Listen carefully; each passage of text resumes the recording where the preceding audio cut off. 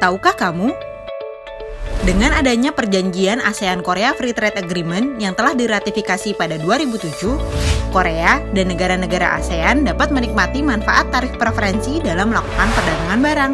Untuk mendapatkan manfaat dari AKFTA, terdapat 3 kriteria utama barang yang wajib dipenuhi, yaitu kriteria asal, origin, kriteria pengiriman langsung, direct consignment, dan ketentuan prosedural provision.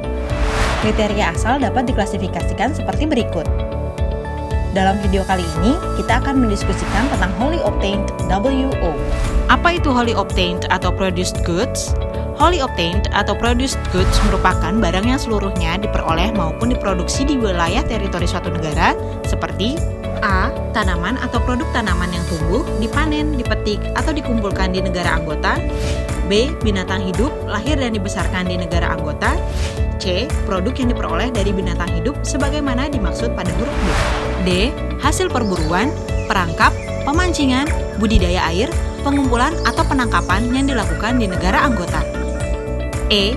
Mineral dan produk alam lainnya yang tidak termasuk pada huruf A sampai D, diekstraksi atau diambil dari tanah, perairan, dasar laut atau di bawahnya. F. Hasil penangkapan ikan di laut yang diambil oleh kapal yang terdaftar di negara anggota dan berbendera negara tersebut, dan produk lain yang diambil dari perairan, dasar laut atau di bawah dasar laut di luar perairan teritorial negara anggota, dengan ketentuan bahwa negara anggota memiliki hak untuk mengeksploitasi perairan, dasar laut, dan bawah laut tersebut sesuai dengan hukum internasional. G. Hasil penangkapan ikan di laut dan produk laut lainnya dari laut lepas oleh kapal yang terdaftar di negara anggota dan berbendera negara anggota tersebut. H. Produk yang diproses dan atau dibuat di kapal pengolahan hasil laut atau factory ship yang terdaftar di negara anggota dan berbendera negara anggota hanya dari produk sebagaimana dimaksud pada huruf G. I. Barang yang diambil dari luar angkasa yang diambil oleh negara anggota. J. Barang yang dikumpulkan tidak dapat lagi berfungsi sesuai fungsinya semula, tidak dapat diperbaiki atau dikembalikan kepada fungsi semula, dan hanya cocok untuk dibuang atau diambil bagiannya untuk dijadikan bahan baku atau untuk tujuan daur ulang. K. Sisa dan scrap yang berasal dari 1. Proses produksi di negara anggota, atau 2. Barang bekas yang dikumpulkan di negara anggota yang hanya cocok untuk dijadikan bahan baku, atau L. Barang yang diproduksi atau diperoleh di negara anggota hanya dari produk sebagaimana dimaksud pada huruf A sampai huruf K. Supaya lebih jelas, mari kita simak contoh berikut ini. Contoh pertama, petugas di Thailand menangkap sebuah kapal pabrik yang memproses, mengemas, dan menyimpan tuna di Samudra Hindia. Apakah tuna tersebut dapat dianggap sebagai originating goods?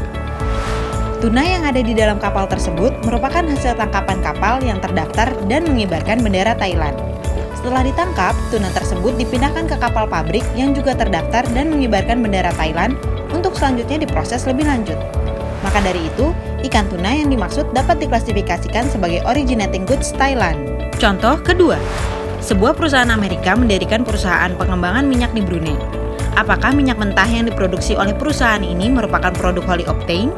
Minyak mentah tersebut merupakan minyak yang diproduksi di Brunei, sehingga dapat diklasifikasikan sebagai originating goods Brunei.